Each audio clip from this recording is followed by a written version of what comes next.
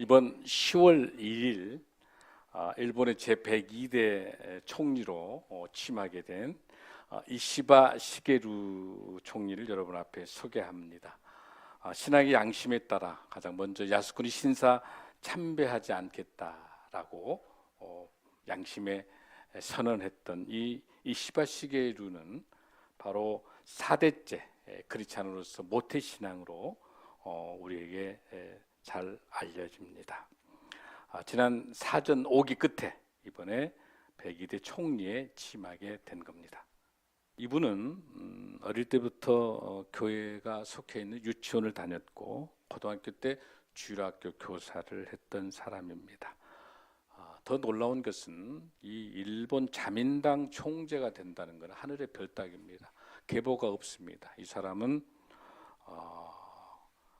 하나님만을 의지하는 정치인입니다. 24살 때 최연소 국회의원이 됐는데 아버지가 도토리현의 지사였습니다. 이 도토리현은 56만밖에 되지 않는 일본에서 가장 작은, 가장 보잘것없는 현입니다. 도도부현 중에서 이 도토리현은 우리하고 가까운 지역, 동해하고 자매를 맺고, 그리고 유일하게 이 도토리현만은 울릉도와 독도가 한국 것이다, 조선 것이다고 말하는 유일한 지역이 이 도토리현입니다. 이런 정치적인 상황과 환경들을 볼 때 도저히 이분이 자민당 총재가 될 수 없고 일본 총리가 될 수 없는 그런 상황입니다. 일본이 기독교를 받아들이게 된 것이 1549년 프란치스코 자비에르 선교사에 의해서 우리보다 500년이, 우리보다 훨씬 한 300년이 앞서 있습니다. 그런 일본이 바로 도요토미 히데요시가 1587년도에 선교사들을 추방하게 되고 임진왜란을 또 일으키게 됩니다.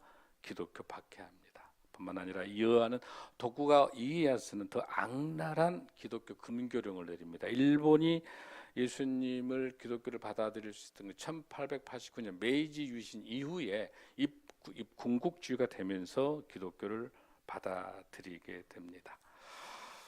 이런 상황 속에 일본에는 소수의 크리스찬들 1%밖에 되지 않은데 1%는 신실한 크리스찬들입니다.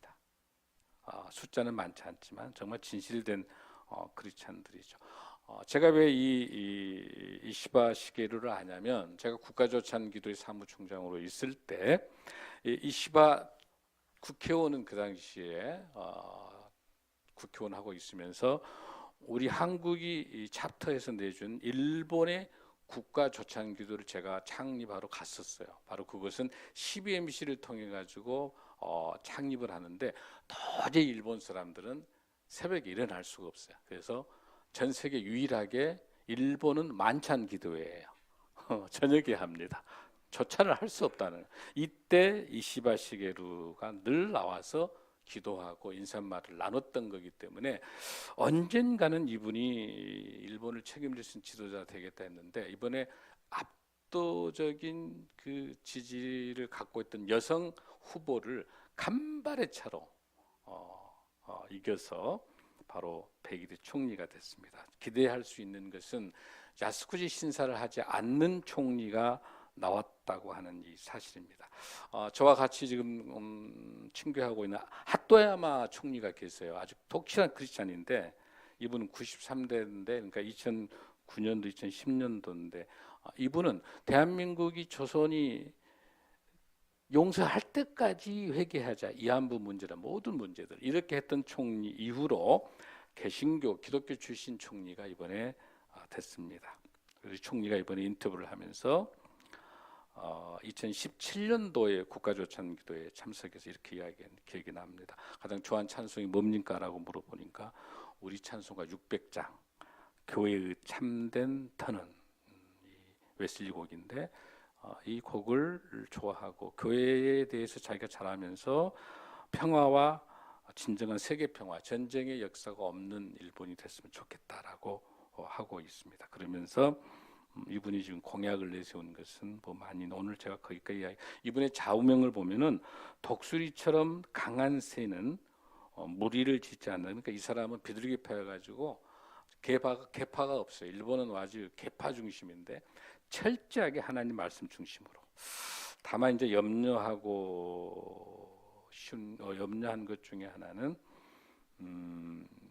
이 일본의 정치 성향이 개파 없이 굉장히 어렵기 때문에 막연한 기대나 지나친 그런 지나치게 기대하는 것은 어려울 걸로 봐요. 일본 정치 생리상. 다만 이 크리스찬 정치인이 총리가 돼서 전 세계 평화, 일본이 침략하는 게 아니라 과거사를 잘못을 인정하고 독일처럼 새롭게 국가와 국가 간에 일본이 정말 1%밖에 되지 않는 그 일본에 부흥 운동이 일어나는 그런 선교사들이 꼼짝달싹하지 못하고 있는데 이분이 총리가 돼서 조금 더 기독교가 복음이 전해질 수 있는 선교의 영역이 좀 넓었으면 좋겠고, 일본이 국격을 가지고 거짓하지 않고 정직한 전범으로서 야스쿠니 신사에 절하지 않는 이런 국격을 갖추는 건 일본이 되기를 간절히 바라고 있습니다. 제가 기대하고 있는 것은 이분의 4대째 집안에 1883년도에 전국 일본 기독교 친목회가 있은 그 사진 속에 누가 있냐면 우리나라 이수정 선교사가 있습니다. 그리고 거기에 웃지 마라 간조와 같이 사진을 찍는 그 집안이 기독교 뿌리가 내려오고 있는 그 흐름이 있기 때문에 하나님께서 반드시 지켜주실 걸로 믿습니다. 아무튼 그러나 제가 말씀을 오늘 강조하고 싶은 건 뭐냐면 이시바 시게루라고 하는 이 총리가 중요한 게 아니라 그 이시바 총리를 쥐고 있는 하나님의 그 손이 다른 나라를 침략하지 않고 지금 이스라엘과 하마스 지금 바벨론을 중심으로 지금 그 시대의 과거의 그 전쟁 속에서 또 우크라이나와 러시아와 이런 전쟁 속에 전 세계 전쟁 속에 있는 이런 것 속에서 평화를 위해서 대한민국 같이 손을 잡고 이 땅의 평화가 이루어질 수, 전 세계 평화를 위해서 귀한 일들을 했으면 좋겠다라는 그런 소감을 가지고 있습니다. 오늘 우리가 이 본문을 보고 있는, 지금 우리가 사도행전 14장 본문 중에 굉장히 중요한, 오늘 시간이 많이 부족해서 제가 한 가지만 말씀을 드리고 마치려고 하는데, 지금 이 14장, 13장하고 이 14장의 이 마지막 장에 보면 28절까지가 사도행전 중요한 1차 선교 여행이에요. 2년 동안에 바나바와 바울이 이 선교 여행을 진행하는 그 지정에서 저와 같이 지난번에는 어떻게 했어요, 여러분들?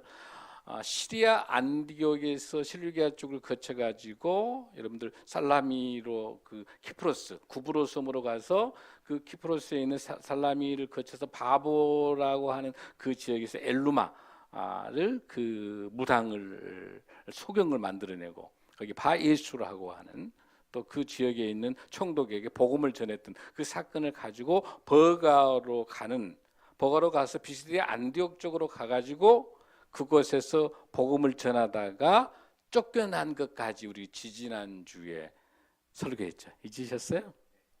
다 잊으셨어요? 그러면 지도를 한번 볼게요. 다시 여러분들 추억을 한번 더듬어 보게요. 자, 오늘은 지금 이 14장은 어디까지, 피시디아 안디옥까지 갔던 것까지는 13장에서 설명을 했었어요. 그러죠? 여러분들 14장은 이제 피시디아 안디옥에서부터 시작을 해서 이제 복음을 피시디아 안디옥에는 회당이 있기 때문에, 여러분 회당은 어쩔 때 회당이 있어요? 거기 안에 남자 유대인들이 10명 있으면 회당이 있죠.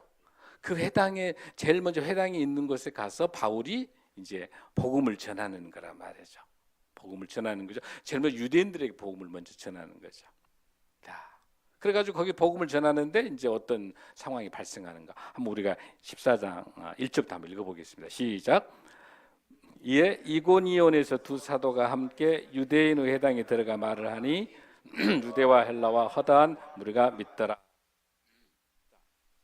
여기서 이고니온에도 해당이 있어요. 거기 가서 이제 바울이 복음을 전하는 거죠. 복음을 전하니까 많은 사람들이 이제 믿더라. 자, 2절에 그러나 순종하지 아니하는 유대인들이 이방인들의 마음을 선동하여 형제들에게 악감을 품게 하거늘 두 사도가 오래 있어 주를 힘입어 담대히 말하니 주께서 그들의 손으로 표적과 기사를 행하게 하여 주사 자기 은혜의 말씀을 증언하니 4절 그 신의 무리가 나뉘어 유대인을 따르는 자도 있고 두 사도를 따르는 자도 있는지라 이방인과 유대인과 그 관리들이 두 사도를 모욕하며 뭘로? 돌로 치려고 달려드니. 그러니까 비시대 안디옥에서도 어려움을 겪었고 또 다시 여기 나타난 이고니안 지역에서도 복음을 전하는데 어떤 상황이 돌로 치는 사건이 발생하는 것이죠. 돌로 치는 사건이 발생하는 것. 그렇게 했더니 바로 어디로 이제 건너가게 됩니까? 그들이 알고 도망하여 루스드라와 더베 근방으로 가서 자 거기서 드디어 뭐가 돼요? 루스드라라고.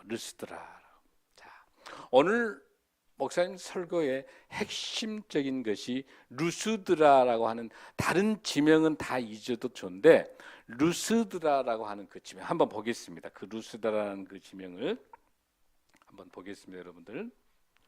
자, 피시디아 안디옥은요. 피시디아 안디옥은 최초로 바울이 유대인들을 위한 설교를 했던 것이 최초 설교가 피시디아 안디옥에 있어요. 그건 그렇게 중요치 않아요. 왜? 유대인들이 디아스포라가 스테반의 탄압 이후로 다 번졌기 때문에 그건 뭐 있을 수 있는 거예요. 그러나 최초의 설교가 어디서 있었다? 피시디아 안디옥에 있었어. 근데 왜 루스드라를 주의 깊게 봐야 되는 이유가 뭐냐면 최초로 회당이 없다고 하는 것은 누가 없어요, 여러분들? 유대인이 없는 거예요. 그러니까 최초의 바울의 이방인 설교가 있는 최초의 지역이 어디다? 루스드라예요. 할렐루야.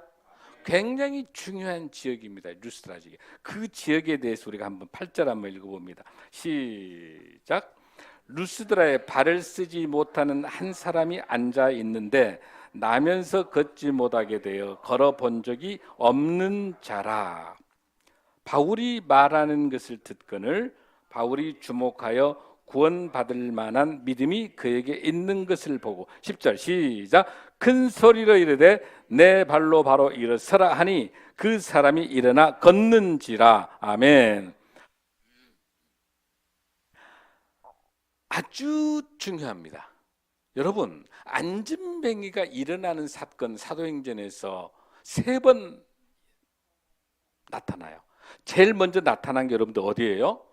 3장 6절에 베드로와 요한이 그 문 앞에 갔을 때 앉아 있는 그 보고 금과 은은 없어도 예수 그리스도 이름으로 일어나 걸으라 명령하죠. 그게 3장 6절이란 말이에요. 그때 안진뱅이 일어나. 근데 이 사건은 어디서 여러분 일어나요? 어디? 에루살렘이에요. 이 사건은 에루살렘에서 베드로와 요한이 일어나는 사건이에요. 그러다가 또 언제 여러분들 일어납니까? 이 사건들이 여러분들 어디서 나요? 8장 7절에 가면 또 일어나요. 다 잊어버렸어요, 여러분들. 8장이 누구 나와요, 여러분들? 빌립이 나오죠. 빌립이 거기서 8장 7절에도 뭐라 그럽니까? 거기도 안진뱅이를 일어나 걸으라고 할 때 그 역사가 일어나. 근데 이 일어나는 8장 7절 빌립이 나오는 지역은 어느 지역 여러분들? 사마리아의 사마리아. 베드로와 요한을 통해서는 예루살렘이고요. 빌립을 통해서 안진뱅이를 일으켜내오는 놀라운 하나님의 역사는 빌립이 한 게 아니라 누가 합니까? 성령님이 역사하시잖아요. 근데 그 사건은 어디서 발생해요, 여러분들? 사마리아예요. 그러면 사도행전 1장 8절에서 온 예루살렘과 유다와 사마리아와 어디까지? 땅끝까지 이르러 내 증인이 되리라. 성령의 권능을 받으면. 그러니까 지금 여기 나타난 14장 8절은 어디입니까, 여러분들? 어디 여러분들 여기가? 루스드라는 어디예요, 여러분들? 땅끝이에요. 여러분 그냥 보지 마십시오. 이 사도행전에 누가가 쓰고 있는 이 사도행전의 놀라운 사건의 특징이 예루살렘에서 성령의 역사가 미쳤습니다. 그 다음에 사마리아에서 빌립을 통해서 성령의 역사가 미쳤습니다. 그 역사가, 성령이 임하시는 그 역사가 어디에서? 유대인들은 오로지 할례를 받지 않는 한 구원이 없다라고 하는 이 사건이 끝까지 예루살렘 공회에서 계속 유대인들은 예수 그리스도 복음으로 구원받는 게 아니고 할례를 받고 예수님을 받아들여야 구원받는다고 끊임없이 주장했는데, 바울은 뭐라고 얘기합니까? 할례가 아니라 오직 예수 그리스도의 복음으로 구원받는다. 할렐루야. 그 역사적인 증명을 어디서 하냐면 성령님이 역사하고 계시는 거, 바로 그게 어딘가? 루스드라고. 이 루스드라에서 최초의 회당이 없는, 유대인이 한 명도 없는 이방인, 그 이 루스드라에서 이방인에게 설교한 바울의 이 설교, 예수 그리스도만이 나의 구원자고 이 구원자만이 복음이고 이 복음이 나를 구원한다는 이 진정한 복음이 루스드라에서 첫 설교에 의해서 안진뱅이가 일어나는 역사가 있는 줄로 믿습니다. 이 역사가 있기 때문에 바로 1500년도에 일본의 선교사의 복음에 의해서 이시바 시게루 같은, 핫도야마 같은 총리가 나오게 되고 일본의 1% 크리스찬이 있게 된 것이 오늘 이 루스라 사건에 있어서 가능한 줄로 믿습니다. 사랑하는 성도 여러분, 더 중요한 사건은 여러분 뭐예요? 여러분들, 여기서 더 중요한 사건은 뭐냐면 우리 대한민국, 우리 조선 땅은 언제 복음이 왔냐는 거예요. 여러분들, 바로 1884년에 지금으로부터 140년 전에 고종 황제로부터 그 기독교 천주교 척박하게 억압받고 있고 그런 어려운 조선 땅 속에 1884년도에 고종 황제에 의해서 로버트 맥클레이 선교사에게 기독교를 믿어도 좋다라는 고종 황제 윤허가 떨어집니다. 1884년입니다. 그런데 더 놀라운 사실은 1883년 5월 16일 날 오늘 루스트라 같은 이곳에 복음이 전해져서 중국 땅에 복음이 전해지고 해서 그곳에서 황해도 송천에 서상윤 서경조라고 하는 형제가 우리나라 최초의 교회 소래교회가 1883년도, 즉 복음을 받아들이기 전부터 1884년 고종 황제의 윤허가 들어오기 전부터 우리 대한민국의 기독교는 먼저 교회를 세웠던 대한민국의 역사적인 기독교사가 있습니다. 할렐루야. 그 이후에 1885년도 4월 5일 날 1년 전에 일본에 가 있었던 언더우드가 바로 들어오지 못하고 1884년도 갑신정변 때문에 들어오지 못했기 때문에 1년 후 1885년 4월 5일 날 언더우드 아펜젤라가 인천 제물포에 들어옴으로 인해서 우리나라 최초의 기독교의 역사를 보고 있습니다. 할렐루야.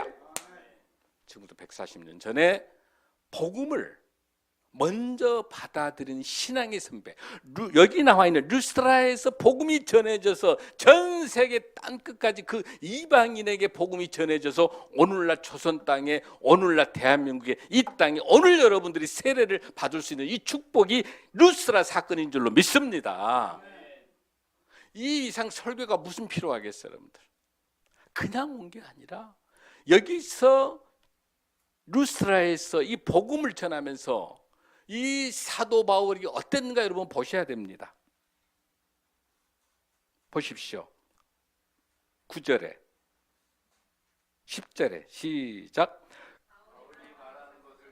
바울이 주목하여 구원받을 만한 믿음이 그에게 있는 것을 보고 큰 소리로 이르되 내 발로 바로 일어서라 하니 그 사람이 일어나 걷는지라. 11절의 시작. 무리가 바울이 한 일을 보고 루가니어 방언으로 소리질러 이르되 신들이 사람의 형상으로 우리 가운데 내려오셨다 하여 바나바는 제우스라 하고 바울은 그 중에 말하는 자 헤르메스라 하더라. 이건 제가 오늘 시간이 많이 이제 다음 주에 아주 재밌는 사건이, 제우스, 헤르메스, 제우스가 주피터인데 그리스 신화에 나오는데 그 제우스와 제우스 아들이 헤르메스인데 헤르메스는 지혜의 신, 그리스 신이에요. 그러니까 그 당시에 이런 제우스와 헤르메스 이야기가 전설이 막 돌고 있는 거야. 전설 궁금해요, 여러분들? 아주 재밌는 전설인데 다음 주 할까요, 여러분들? 남겨놨다가 여기 자기 아주 예쁜 딸이 아프로디테. 그러니까 나중에 여러분들 보시면 구브로에서 살라미에서요 바보까지 쭉 가는 길이 여러분 얼마 안 되죠. 어마어마하게 먼데요. 근데 가다 보면 올림푸스 산이 나와요. 그러니까 그 당시에 그리스 로마의 신화가 쫙 퍼져 있는 거죠. 그러니까 이렇게 안진뱅이 이렇게 세우니까 놀라운 사건이 보여지는 것이죠. 할렐루야.